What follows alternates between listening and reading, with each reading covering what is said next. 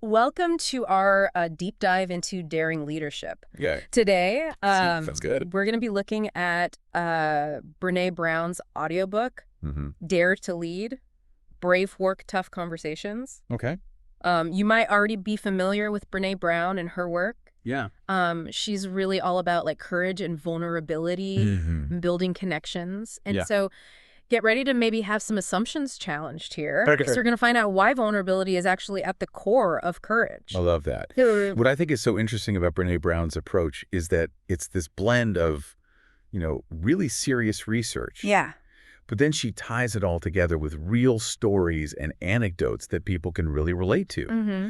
And I think it's really effective because she's not just telling you, what to think. She's telling you why it matters. Right. And I think that that's just so valuable for anyone who's looking to either, be a better leader Yeah. or just navigate difficult situations better in Exactly. their own lives. And she has this one story that is so powerful about working with Special Forces soldiers. Wow. And she asks them, can you give me an example of courage that doesn't involve vulnerability? Oh, interesting. And you know what? Wow. They couldn't. Yeah. Not a single one. Wow. Which, when you think about courage, Yeah. it really kind of makes you rethink like what it means to be brave. Yeah. Yeah. It really does challenge that kind of tough guy Right. stereotype of courage. Right. What Brown says is that vulnerability is really the emotion that we experience during times of uncertainty, risk, and emotional exposure. Yeah. But it's not weakness. Right. And, you think about all these experiences in your own life. Yeah. First dates. Yeah. Difficult conversations we have at work. Oh, yeah. Starting your own business. Waiting for medical results. Yeah. These are all moments where we're experiencing vulnerability. Absolutely. So it's not about pretending that we're not vulnerable. Right. It's about, kind of learning how to deal with that vulnerability in a healthy way, in a productive way. Exactly. And she talks about rumbling with vulnerability. Okay. And it's really just like, think of a rumble as a Okay. productive discussion Yeah. where everyone is committed to being open and curious, Yeah. even when it's tough. Right. And so, rumbling with vulnerability helps to build trust. Uh-huh. It can help us work through conflict Oh, and yeah. create a culture of courage. I like that. So, And one of the things that I think is so helpful that she does is she kind of calls out all these myths about vulnerability. yeah. Like the things that we tell ourselves Yeah. that keep us from, really embracing vulnerability and using it to our benefit. Mm-hmm. And one of the myths is that, some people just don't do vulnerability. Right. But I think when you think about it, yeah. all of us experience uncertainty and risk in our lives. It's unavoidable. It is. Yeah. So whether we admit it or not, we're all vulnerable. You're all vulnerable. And I think that when we try to avoid it, Mm-hmm.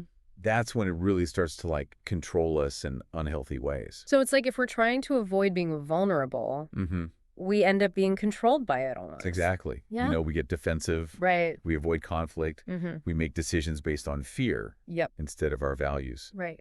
And that's not a good place to be. No, it's not. Another big myth, I think, is this idea that I can go it alone. Yeah. But the truth is, Yeah. humans are wired for connection. Yeah. And a lack of authentic connection Mm-hmm. is really, really detrimental to our well-being. It really is. It's almost like when we need connection the most, Mm-hmm. we push people away Yeah. And we suffer as a result. and then we suffer. And it's like, I Yeah. know for me, like if I'm struggling with something, Mm. I feel so much relief when I can just talk to a friend about it. Right. And it's like in that sharing of my vulnerability, Yeah. I feel connected. Yeah. And that's, I think, where Brown's braving acronym Okay. comes in handy. Yeah. What's that? It's this really helpful checklist for building trust.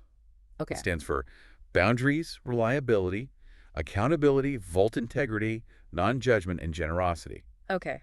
So those are all powerful words. Yeah. But what do they actually mean in terms of building trust? Yeah. So let's break it down. Okay. When you're trying to decide if you can trust somebody, Mm-hmm. ask yourself, are they respecting my boundaries? Are they being clear about their expectations? Okay. That's the B for boundaries. Okay. And then think about R for reliability. Mm-hmm. Do they do what they say they're going to do? Right. Can you count on them? Okay. So boundaries are about setting those clear expectations and Yes. respecting limits. And Yes. then reliability is about being dependable Yes. and following through on your commitments. Exactly. Okay, cool. What about accountability then? Yeah. Accountability is huge Yeah. because we all make mistakes, right? We do. And so it's about owning up to those mistakes, Yeah. Yeah. apologizing when necessary, Mm-hmm. and making things right. So it's not about just sweeping it under the rug, Yeah. but it's like when you mess up, you admit it and you Yes. try to fix it And you try to make amends. and you try to make amends. Yeah. Yeah. Okay, I can see how that builds trust. Yeah. Okay, so then what is the vault all about? So the vault is about respecting confidentiality. Okay. Can you trust this person to keep sensitive information private? Right? Are they going to gossip? Are they going to use it against you? Okay. That feeling of safety is really crucial for Yeah. building trust. So it's like creating that safe space for Mhm. vulnerability. Exactly. Okay, what about integrity? Okay, so integrity is all about choosing courage over comfort. Okay. It's about acting in alignment with your values, Mm-hmm. even when it's tough. Can you trust someone who's going to compromise their values Right. when things get difficult? Right. So it's about walking the walk, Yes, not just talking the talk. exactly. Okay. And then what about non-judgment? Non-judgment is huge Yeah. because if you're constantly judging other people, Yeah. that's going to really break down trust. Right? It's about creating a space where people can ask for help without feeling ashamed. Yeah. Can you trust someone to listen without judging you, Right. to offer support instead of criticism? Oh, that's so important. It is. Especially, when you're struggling or you need to admit a mistake. Especially, okay. And then the last one, generosity. So how does that fit in? So generosity in this context is about assuming the best in others. Okay. It's about giving people the benefit of the doubt Mm-hmm. instead of jumping to negative conclusion. Okay. So the more positive, Yeah. supportive approach Mm. that can really strengthen relationships. Okay, so we've got those 7 elements of trust. Yeah. Braving. Braving. But what about trusting ourselves? That's a great question. Where does that fit into all of this? That's foundational. Okay. Brown's is really clear that self-trust is the foundation Yeah. for trusting others. Okay. If you don't trust yourself, Mm-hmm. how can you trust anybody else? Okay, but what if you've had, like setbacks or failures in your life that have kind of shaken your self-confidence? Sure. How do you rebuild that trust in yourself? Yeah, so it's a process. Okay. It starts with recognizing that, we all make mistakes. Right. We're not perfect. Yeah. And it's about learning to be kind to ourselves, Okay. acknowledging our strengths, Mm-hmm. but also our weaknesses, Okay. and just accepting that, we're human. So it's not about being flawless. No. It's about It's about believing in our ability yeah. to learn and grow Mhm. from our experiences, Yeah. even the tough ones. Yeah. So it's giving ourselves permission to Sure. be human. Yeah. What I'm getting from this is that vulnerability, it's not the enemy. No. It's actually the key to building those stronger connections and Yeah. becoming more courageous leaders. Exactly. Yeah. And Brown has this, to help us kind of navigate this world of vulnerability. Mm-hmm. She gives us this 3-step process Okay. that she calls learning to rise. Okay. And it involves Okay. the reckoning, the rumble, and the revolution. Oh, okay. I'm intrigued. Right. We... Tell me more. So the reckoning is that moment where you just stop Okay. and acknowledge your emotions without dumping them on somebody else. Oh, okay. Get curious about what you're feeling Mm-hmm. and why. So instead of blaming other people Yes. or just trying to stuff my feelings down, Yeah. I need to just pause Pause. and figure out what's going on inside. Exactly. Yeah. Self-awareness is key. Yeah. It's about noticing what's happening in your body. Naming the emotions that you're feeling Right. and being kind to yourself Right. Yeah. in the process. So offering myself support Yes. and understanding. Yes, self-compassion Yeah. instead of beating yourself up Right. for feeling a certain way. Okay, so I've paused. I've acknowledged my emotions. Okay. I'm not beating myself up for it. Okay. What's next? Next comes the rumble. Okay. This is where you get curious Uh-huh. about the stories you're telling yourself Okay. about this situation. Okay. We all do this. Yeah. We make up these stories in our heads. Right. So the rumble is where you start questioning your assumptions Yeah. and digging for the truth. Okay. So I'm challenging Yep. those initial knee-jerk reactions. Yes. And trying to get a clearer picture Yes. of what's really going on. It's like putting on your detective hat. Oh, I like that. and looking for clues. Yeah. What's the story I'm making up here? Mm-hmm. What evidence do I have Right. to support this story? Yeah. What other possible explanations are there? Okay, so I'm separating fact from Hmm. fiction and getting curious about other people's perspectives too. Yes. Okay. And then once you've thoroughly explored those stories, Mm, you move on to the revolution. okay, bring on the revolution. Right. So the revolution is about taking all those lessons Okay. that you learned Mm-hmm. during the reckoning and the rumble Okay. and rewriting the ending to your story. Okay. You're taking action based on what you've discovered Mm-hmm. and moving forward with newfound wisdom and Okay. resilience. So I'm like taking back control Yes. and choosing to move forward in a more positive and Sure. empowered way. Exactly. You might need to set some boundaries. Uh-huh. You might need to make amends, Okay. but you're basically creating a new chapter Yeah. in your story I love that. based on what you've learned. It sounds very empowering. It is. Yeah. It's about turning setbacks and failures Yeah. into opportunities Mm. for growth and It transformation. is, and it's a lifelong journey, right? It is. We're always learning, Good. growing, evolving. Absolutely. So it's really just like embracing the messiness of Yeah. being human Yes. and giving ourselves permission to learn and grow. Yes. So we've been talking a lot about like individual vulnerability and Right. growth, but how does all this apply to leading a team? That's a great question, and it's a perfect segue into the next part of our deep dive. Okay, awesome. I'm excited to hear more. Me too. So are you ready to dive into how all of this stuff about vulnerability and trust works in a team setting? Oh, absolutely. I'm ready to put all these great insights into practice, Yeah. especially when it comes to, leading a team effectively. Yeah, well, one of the things that Brown emphasizes is that leading with courage isn't about being like fearless Right. or always having the answers. Mm-hmm. It's really about creating that culture where everybody on your team feels safe to be vulnerable, to take risks, Yeah. and to really see mistakes as opportunities to learn and grow. So we're talking about like shifting from a culture of fear Yes. to a culture of growth, Exactly. where it's okay to not be perfect all the time. Absolutely. Okay, I like that. Yeah, and leaders, they play a huge role in creating that environment. Mm-hmm. That set the tone by modeling vulnerability themselves, Yeah. being willing to admit when they've messed up, Right. asking for help, Yeah. and celebrating those small wins along the way. So leading by example Yes. can be super powerful. Absolutely. Yeah. It shows your team that it's okay to be human. Right. Okay, so what are some like tangible things Yeah. that leaders can do to foster that sense of safety and trust? One really powerful tool that she suggests Okay. is giving yourself what she calls permission slips. Permission slips. Yeah. Like we used to get for school field trips. Exactly. Yeah. But instead of permission to leave school, Yeah. you're giving yourself permission to feel certain emotions or to act in ways that might feel uncomfortable Mm-hmm. but are aligned with your values. So it's like a conscious choice to step outside my comfort zone. You got it. Okay. So you might write down, I give myself permission to speak up in this meeting, even if I'm nervous. Okay. Or I give myself permission to say no to this request, even if it disappoints someone. I love that. Yeah, It's yeah. like a little nudge of encouragement to be brave and do what I know is right. Exactly. Yeah. And sometimes it helps to share those permission slips Oh, with like a trusted friend or colleague okay. who can offer support and hold you accountable. So it's like having a courage buddy to cheer you on. Yeah, yeah. Yeah, I like that. And speaking of support systems, Mm-hmm.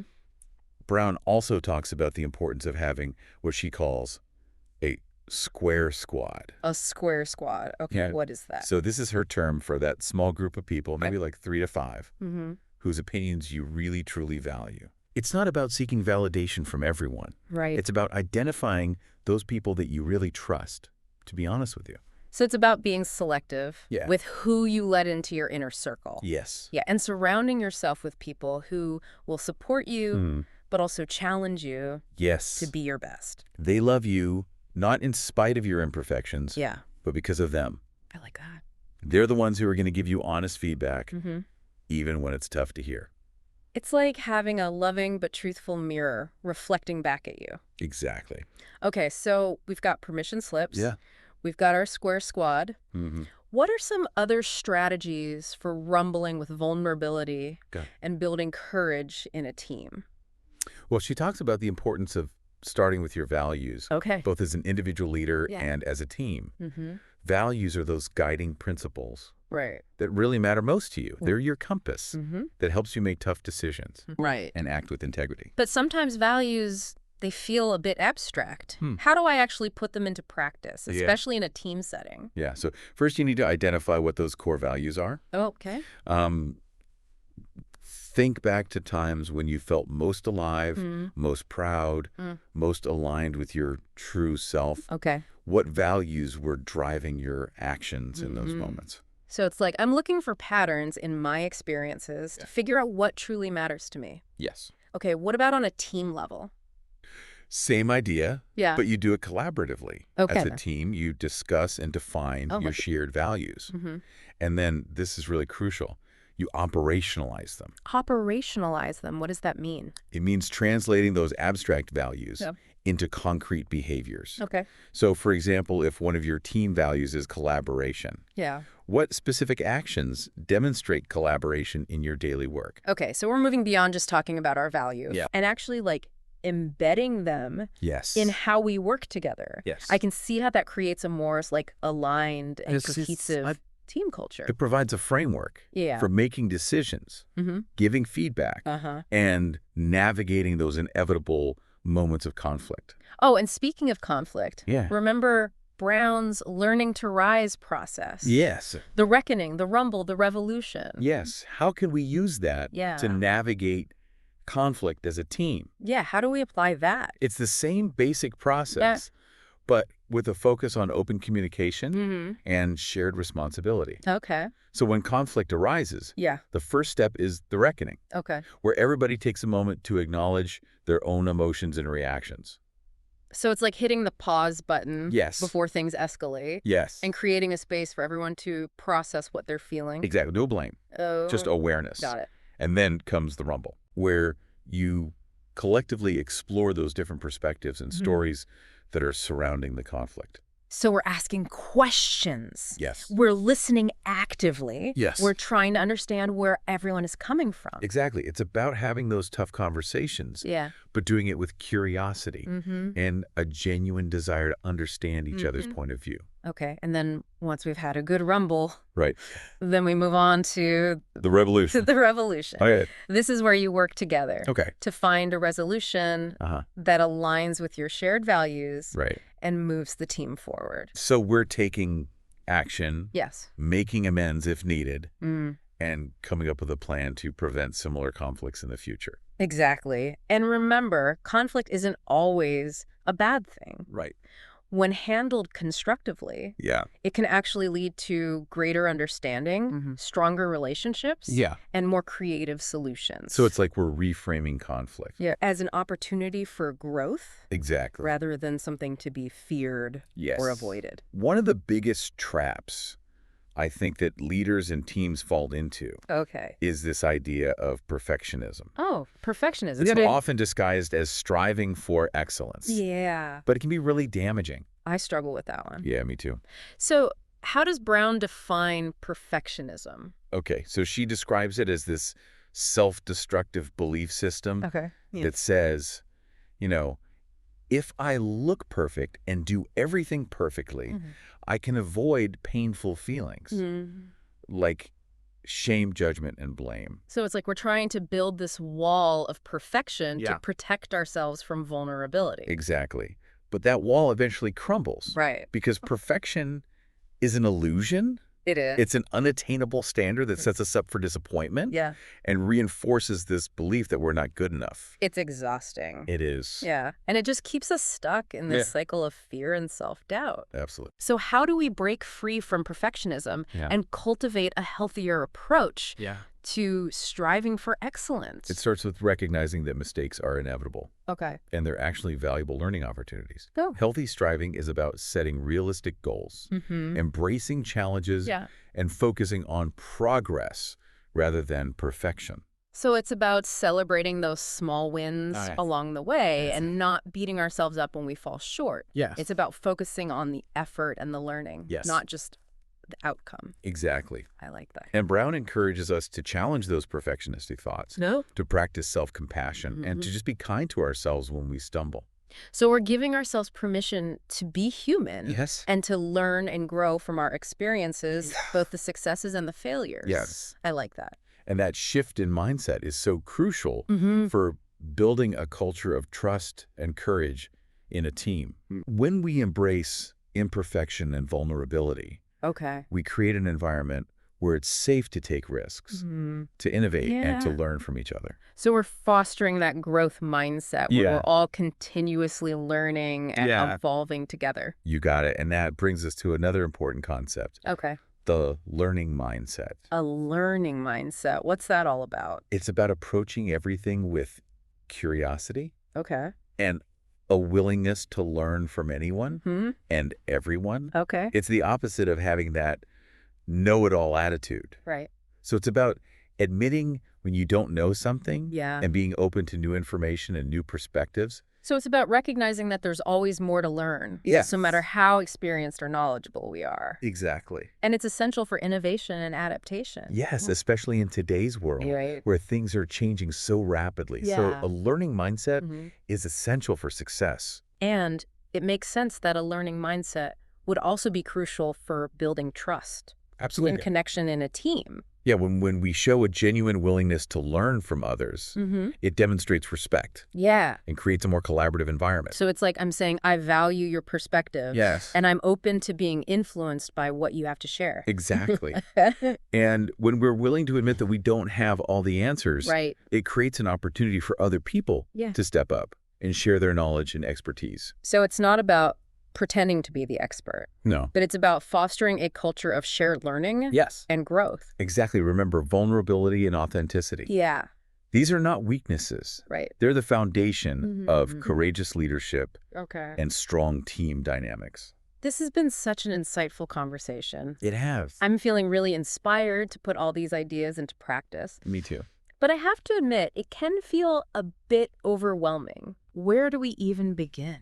That's a great question, and that leads us perfectly into the final part Okay. of our deep dive, Okay. where we'll explore some practical tips. I love practical tips. Yeah. Oh. Starting your journey toward daring leadership. Okay, so we've covered so much in this deep dive. We have. You know, vulnerability, trust, the importance of building a courageous culture. Yeah. But it can feel a little daunting, you know, Yeah. to put all of this into practice. Yeah. So where do we even begin? Well, the good news is, Right. Brene Brown doesn't just leave us hanging with these big ideas. Right. She offers a lot of practical tips and strategies Okay, good. to get us started. I love actionable steps. Me too. So where would you suggest we start?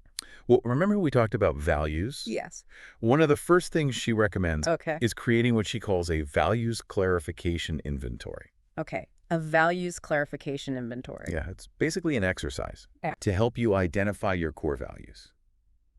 So do I just sit down with a pen and paper and think of values? You could, but she actually has a list of like 100 values Oh, wow. on her website. Okay. You can print it out. Mm. Or even just look at it on your screen Okay. and start highlighting the ones that resonate most strongly with you.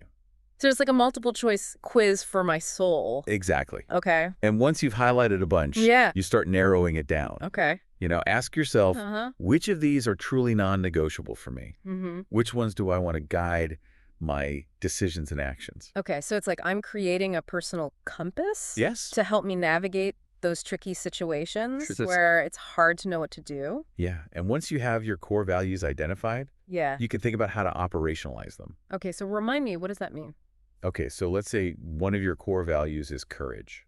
Okay.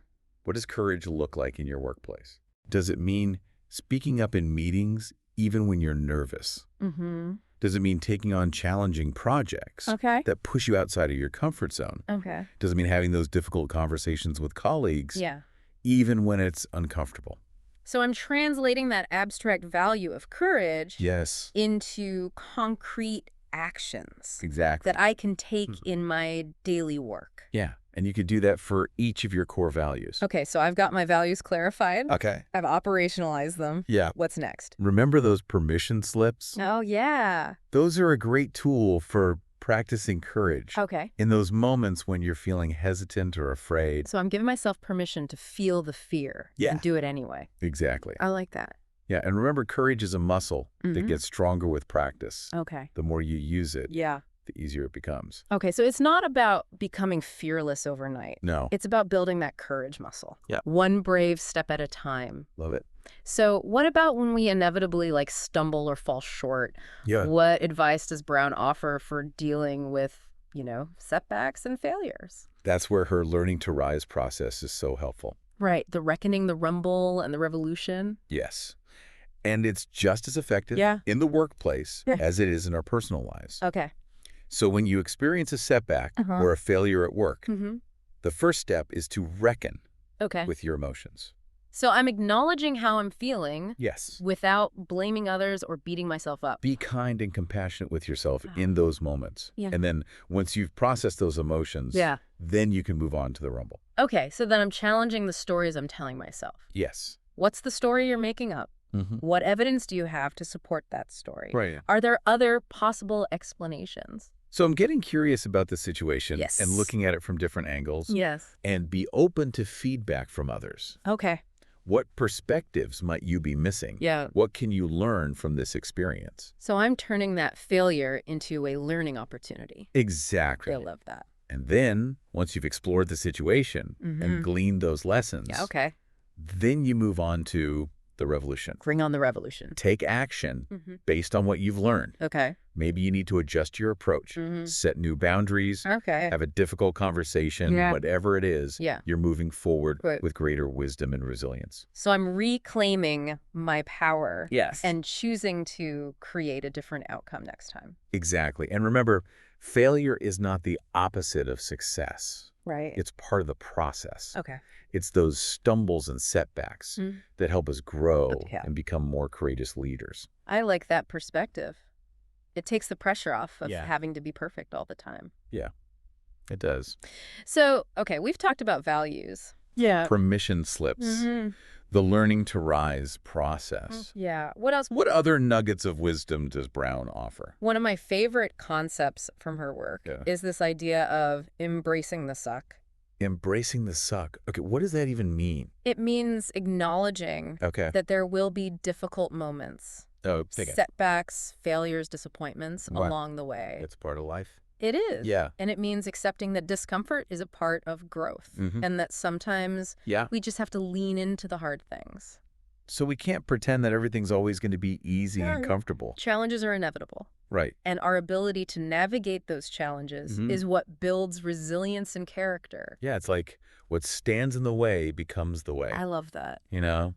It's those moments of struggle where we discover our greatest strengths. Exactly. And embracing the suck. Yeah.